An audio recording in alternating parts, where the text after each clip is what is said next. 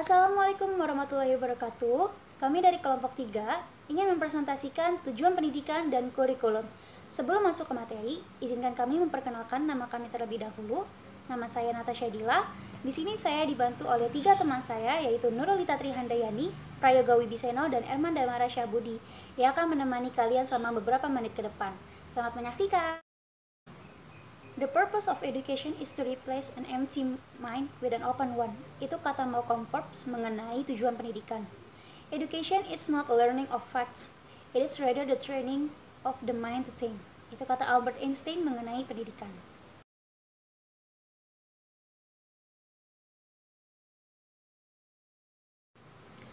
Oke, pada kesempatan ini saya akan membahas mengenai tujuan pendidikan. Seperti yang sudah dituangkan dalam Undang-Undang Nomor 20 Tahun 2003 pada pasal 3 yang berbunyi, pendidikan bertujuan untuk mengembangkan potensi diri peserta didik sehingga menjadi manusia yang beriman dan bertakwa kepada Tuhan Yang Maha Esa, berilmu, sehat, berakhlak mulia, dan menjadi warga negara yang demokratis. Selain itu, tujuan pendidikan juga menciptakan manusia secara matang lahir dan batin yang menyangkut keimanan, ketakwaan, ilmu, kreativitas, kemandirian, dan pertanggungjawaban dirinya sebagai manusia. Nah, selanjutnya itu ada 3 komponen keberhasilan dalam mencapai suatu tujuan pendidikan. Komponen-komponennya itu yang pertama, komponen pendidik. Kenapa sih komponen pendidik ini penting? Karena pendidik ini merupakan sosok yang ditiru oleh peserta didiknya. Jika pendidik memberikan contoh yang buruk, maka peserta didik pun juga akan mengikuti kebiasaan buruk dari si pendidik tersebut. Oleh karena itu, seperti yang Ki Hajar Dewantara katakan, 3 unsur utama yang harus dimiliki oleh guru. Yang pertama, ing ngarsa sung tulada, ing madya bangun karsa, tuturi handayani. Yang artinya, di depan memberi contoh, di tengah memberi semangat, di belakang memberi kekuatan. Oleh karena itu, jika seorang pendidik menerapkan 3 unsur yang dikatakan oleh Ki Hajar Dewantara, maka keberhasilan dalam tujuan pendidikan tersebut akan terrealisasikan. Nah, selanjutnya itu ada komponen peserta didik. Peserta didik merupakan salah satu penunjang keberhasilan tujuan pendidikan itu sendiri. Jika peserta didiknya itu bersifat pasif atau apatis, maka tujuan pendidikan itu tidak berhasil atau tidak terrealisasikan. Oleh karena itu, sebagai peserta didik harus aktif dan peduli terhadap lingkungan sekitar. Seperti contohnya itu bisa belajar dengan giat atau taat pada aturan yang sudah ditetapkan oleh si pendidik. Nah, maka dari itu, jika sebagai peserta didik menerapkan dua prinsip yang sudah saya sebutkan tadi, sudah mewujudkan tujuan dari pendidikan tersebut. Nah, yang terakhir itu komponen pelaksanaan. Komponen pelaksanaan di sini maksudnya pelaksanaan kegiatan pendidikan seperti belajar mengajar. Dalam belajar mengajar itu harus didasari dengan niat, sehingga timbullah kondisi yang menggembirakan dan juga saling menguntungkan atau saling menghargai. Seperti contohnya, guru atau dosen memasuki kelas dengan kondisi atau keadaan yang positif. Maka dari itu, peserta didiknya juga akan memberikan tanggapan atau timbal balik yang positif kepada si pendidik tersebut. Jika sebaliknya, maka peserta didik pun juga akan memberikan respon yang negatif kepada si pendidik. Maka dari itu, jika kondisi suasana kelas yang positif atau menggembirakan, maka ilmu yang diserap oleh para peserta didik pun juga akan lebih bermanfaat. Nah, selanjutnya itu adalah pengembangan tujuan pendidikan. Tujuan pendidikan nasional adalah tujuan yang ingin dicapai secara nasional, yaitu dilandari oleh filsafat suatu negara. Sifat tujuan ini ideal, komprehensif, utuh, dan menjadi induk bagi tujuan-tujuan yang ada. Nah, dalam tujuan pengembangan pendidikan itu ada 2, yaitu tujuan kurikuler dan tujuan instruksional. Dalam tujuan kurikuler itu umumnya dirumuskan dalam bentuk tujuan-tujuan kompetensi. Nah, misalnya itu seperti kompetensi lulusan berisikan seperangkat kompetensi yang harus dikuasai lulusan yang menggambarkan profil lulusan. Selanjutnya, kompetensi lulusan menggambarkan berbagai aspek kompetensi yang harus dikuasai. yang mencakup aspek kognitif, afektif maupun psikomotorik.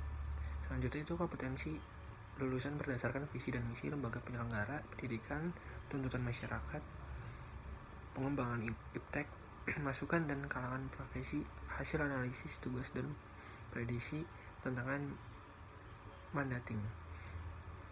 Nah, yang kedua itu tujuan instruksional.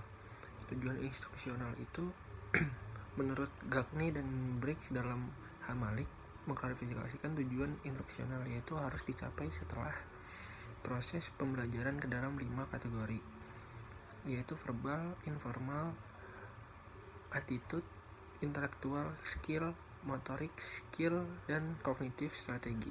Nah, selanjutnya itu ada jenis-jenis pendidikan. Jenis-jenis pendidikan itu dibagi 3, pendidikan formal, non-formal, dan informal. Nah, pertama yang pendidikan formal. Pendidikan formal merupakan proses pendidikan yang terdiri dari beberapa tingkatan dan memiliki struktur. Pendidikan ini diselenggarakan resmi di sekolah. Jenjang pendidikan formal terdiri dari pendidikan anak usia dini, PAUD, pendidikan dasar, pendidikan menengah, pendidikan tinggi. Nah, setiap jenjang diselenggarakan oleh satuan pendidikan tertentu. Satuan pendidikan yang digunakan sebagai tempat menempuh pendidikan formal yaitu TK atau taman kanak-kanak, atau bisa juga disebut Radatul Al-Atfal atau RA. Kemudian sekolah dasar atau SD atau nama sama dengan madrasah atau MI. Kemudian sekolah menengah atau SMP atau sama dengan madrasah sanawiyah atau MTS. Dan yang terakhir juga ada sekolah menengah atas atau SMA atau sama dengan madrasah aliyah atau MA. Dan yang terakhir itu ada tingkat sekolah menengah kejuruan serta perguruan tinggi. Nah, itu yang seperti kita, universitas, institut, sekolah tinggi, politeknik, dan lain-lain. Selanjutnya adalah pendidikan non-formal. Pendidikan non-formal dilakukan di lembaga yang berada dalam lingkungan masyarakat. Tujuan pendidikan non-formal sebagai penambah, pengganti, serta pelengkap untuk pendidikan formal. Penyelenggaraan pendidikan non-formal tidak main-main karena beberapa lembaga ditunjuk langsung oleh pemerintah untuk menyelenggarakannya. Bahkan pelaksanaan pendidikan non-formal sesuai dengan standar nasional pendidikan, sehingga mirip dengan pendidikan formal. Hanya saja pelaksanaannya dilakukan di luar sekolah dan tujuannya berbeda. Nah, selanjutnya itu adalah pendidikan informal. Ini yang terakhir. Pendidikan informal merupakan usaha belajar yang dilakukan di lingkungan keluarga dan masyarakat. Usaha tersebut menimbulkan kegiatan belajar mandiri hasil melakukan pendidikan formal, yakni upaya perubahan dalam diri anak melalui beberapa aspek agama, budi pekerti, sikap, sopan santun, etika, dan kemampuan sosial yang dimiliki anak tersebut. Itulah jenis-jenis pendidikan yang berada di Indonesia. Jenis pendidikan tidak harus ditempuh seluruhnya oleh anak, kecuali pendidikan formal. Pemerintah mewajibkan anak menempuh pendidikan formal 9 tahun. Pendidikan sangat penting bagi anak. Maka dalam bentuk pendidikan apapun, anak tetap harus mendapatkan pendidikan. Selanjutnya, pengertian kurikulum. Menurut Taba dalam Nasution pada tahun 2009, mengartikan kurikulum sebagai a plot of learning, yakni suatu yang direncanakan untuk pelajaran anak.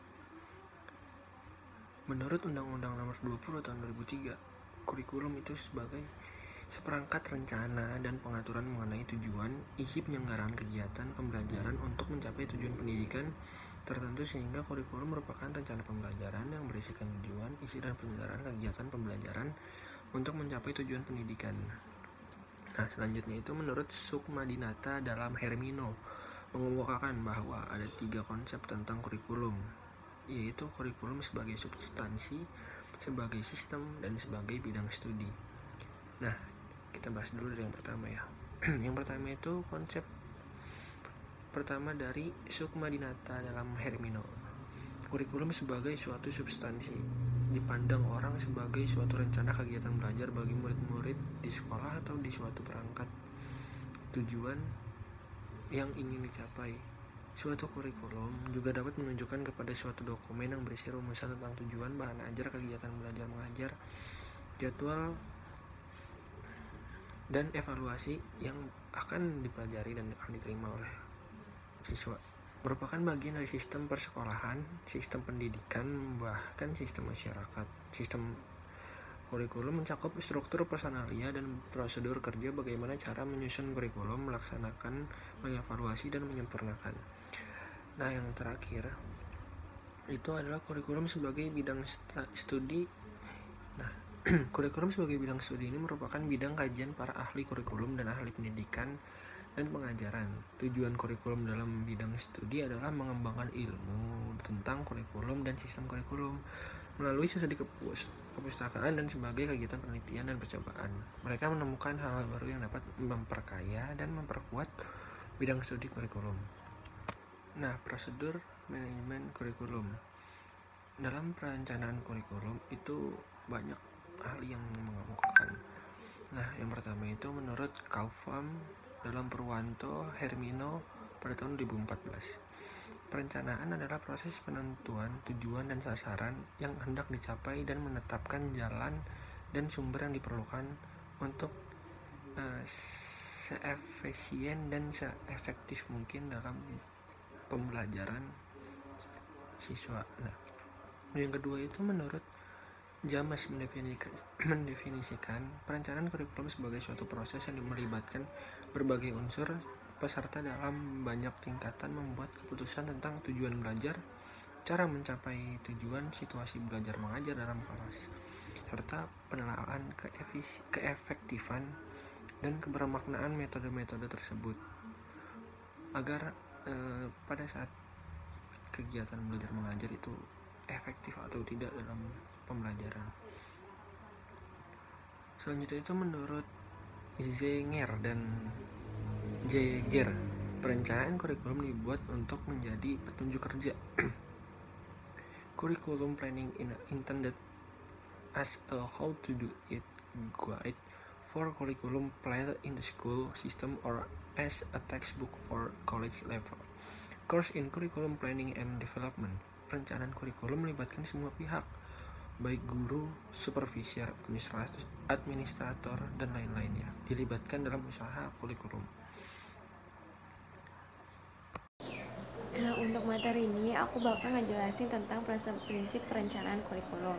Terdapat 6 prinsip yang harus diperhatikan dalam proses perencanaan kurikulum. Yang pertama, kurikulum berkenaan dengan pengalaman para siswa. Prinsip yang kedua yaitu perencanaan kurikulum dibuat berdasarkan berbagai keputusan tentang konten dan proses. Sedangkan prinsip yang ketiga, perencanaan kurikulum mengandung keputusan-keputusan tentang berbagai isu dan topik. Prinsip yang keempat, perencanaan kurikulum melibatkan banyak kelompok. Prinsip yang kelima, perencanaan kurikulum dilaksanakan pada berbagai tingkatan. Dan prinsip yang keenam, perencanaan kurikulum dalam sebuah proses yang berkelanjutan. Jadi prinsip-prinsip ini digunakan sebagai landasan atau acuan dalam proses perencanaan kurikulum. Terus ada karakteristik perencanaan kurikulum. Karakteristik perencanaan kurikulum ini juga dibagi menjadi beberapa aspek. Yang pertama yaitu perencanaan kurikulum harus berdasarkan konsep yang jelas. Jadi pembuatan perencanaan harus dikonsep terlebih dahulu dengan konsep yang lebih jelas. Terus yang kedua, perencanaan kurikulum harus dibuat dalam kerangka kerja yang komprehensif atau secara teratur dan berurutan. Terus perencanaan kurikulum harus bersifat reaktif dan antisipatif. Dalam hal ini perencanaan kurikulum harus disesuaikan dengan kejadian-kejadian yang akan terjadi di masa depan. Atau dalam artian di sini dalam perencanaan kurikulum harus dibuat dengan lebih fleksibel sehingga dapat disesuaikan dengan perkembangan teknologi yang terjadi di masa depan nantinya. Materi selanjutnya yaitu mengenai pendekatan pengembangan kurikulum. Pendekatan dalam pengembangan kurikulum ini merefleksikan pandangan seseorang terhadap sekolah dan masyarakat. Pendekatan pengembangan kurikulum ini dibagi menjadi beberapa bagian. Yang pertama yaitu kurikulum humanistik. Kurikulum humanistik ini berkonsep pada bagaimana proses seorang peserta didik dapat mengaktualisasi dirinya. Jadi dalam hal ini proses pembuatan kurikulum harus disesuaikan dengan kebutuhan setiap muridnya atau dapat disesuaikan dengan potensi-potensi yang dimiliki oleh para peserta didik. Yang kedua yaitu kurikulum akademik. Kurikulum akademik ini berkaitan dengan pengetahuan-pengetahuan secara umum atau mata pelajaran yang sering yang digunakan dalam proses pembelajaran. Kurikulum teknologi ini adalah kurikulum yang berkaitan dengan kegiatan-kegiatan teknologi atau alat-alat teknologi yang digunakan dalam proses pembelajaran atau proses pendidikan. Terus, nah dalam hal ini bagaimana suatu pembentukan kurikulum harus disesuaikan dengan perkembangan teknologi yang akan datang. Kemudian kurikulum rekonstruksi sosial. Kurikulum rekonstruksi sosial berbeda dengan model-model kurikulum lainnya. Kurikulum ini lebih memusatkan perhatian pada problema-problema yang dihadapi dalam masyarakat. Kurikulum ini bersumber pada aliran pendidikan instruksional. Menurut mereka, pendidikan bukan upaya sendiri, melainkan kegiatan bersama, interaksi, kerjasama antara guru dan siswa, siswa dengan lingkungan, siswa dengan sumber belajar lainnya. Nah, materi selanjutnya ini mengenai implementasi kurikulum. Menurut Hamalik, implementasi kurikulum adalah penerapan atau pelaksanaan program kurikulum yang telah dikembangkan pada tahap sebelumnya, kemudian diuji cobakan dengan pelaksanaan dan pengelolaan sambil senantiasa dilakukan penyesuaian terhadap situasi lapangan dan karakteristik peserta didik, baik perkembangan intelektual, emosional, serta fisiknya. Nah, tahapan-tahapan implementasi kurikulum ini. Dalam tahapan ini dibagi menjadi beberapa bagian. Yang pertama, pengembangan program mencakup program tahunan, semesteran, bulanan, mingguan hingga harian. Kemudian pelaksanaan pembelajaran, dan yang terakhir itu evaluasi proses yang dilakukan pada akhir semester seperti bagi rapot atau kenaikan kelas dan lain sebagainya. Terus faktor-faktor yang mempengaruhi implementasi kurikulum. Yang pertama yaitu karakteristik kurikulum yang mencakup ruang lingkup bahan ajar, tujuan, sifat, dan sebagainya. Strategi implementasi yaitu strategi yang digunakan dalam implementasi kurikulum atau seperti kayak strategi pembelajaran yang digunakan dalam penerapan kurikulum yang dianut. Terus karakteristik penggunaan kurikulum yang meliputi pengetahuan, keterampilan, serta nilai sikap guru terhadap kurikulum dalam pembelajaran. Dan yang terakhir yaitu prinsip-prinsip implementasi kurikulum. Nah, prinsipnya itu pertama, perolehan kesempatan yang sama. Prinsip ini mengutamakan penyediaan tempat yang memberdayakan semua peserta didik secara demokratis. Dalam hal ini, proses pemerataan kurikulum harus dirasakan oleh seluruh siswa, jadi tidak terjadi ketimpangan antara satu siswa yang lain dengan siswa lainnya.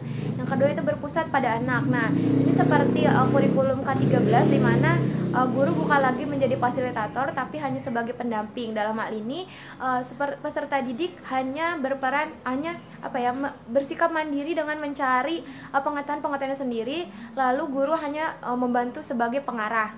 Yang ketiga itu pendekatan dan kemitraan seluruh pengalaman belajar dirancang secara berkesinambungan. Lalu kesatuan dalam kebijakan dan keberagaman dalam pelaksanaan. Nah, sekian penjelasan dari aku, kemudian akan dilanjutkan oleh Saudara Erman. Untuk selanjutnya saya akan menjelaskan tentang evaluasi kurikulum.